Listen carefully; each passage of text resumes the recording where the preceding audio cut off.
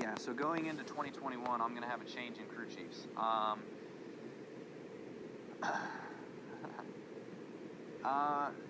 don't know, man. Just there was some periods of time this year where there was a bit of a struggle there for us. Obviously, the communication was never a problem. The work ethic was never a problem.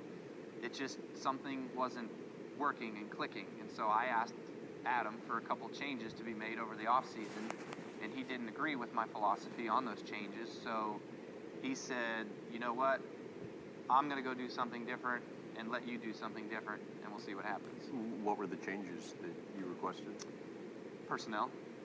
So he didn't want to make those personnel changes. When he said that to you, that you wanted to go do something different, what was your reaction? I was shocked because I was like, well, essentially you just told me you quit on me. So, okay.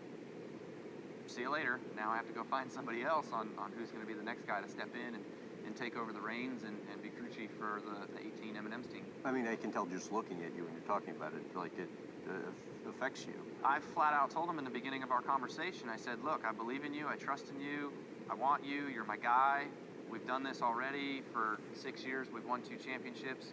Like, there's chemistry here, and we have a working relationship where we understand one another. And when we're at the racetrack and we're under normal circumstances, every time we're in the practice sessions and I ask for changes or I talk about how the car is reacting and he makes changes, we always improve. And so I haven't had that with a lot of crew chiefs. Sometimes you talk about the same thing over and over again. The car's tight, the car's tight, the car's tight. From the moment you unload to the moment you go home, there's never improvement, there's never change. Adam's been the first guy that on any given weekend, there's always change in the car and how it feels. And that's what I liked about it, and him. And so that's why I didn't want to lose that. But I guess all good things must come to an end. What was involved with the assessment on your guys' end with making the decision to make a crew chief change? I think in this sport, I think that's just something that's going to happen. It's rare that you see, a crew chief and a driver go for an extended, long period of time.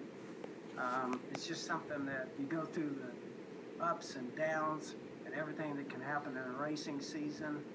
And so you see that happen quite a bit in this sport. So I think it's just something that Adam and Kyle had such a great relationship and won 2 championships and all the races they won.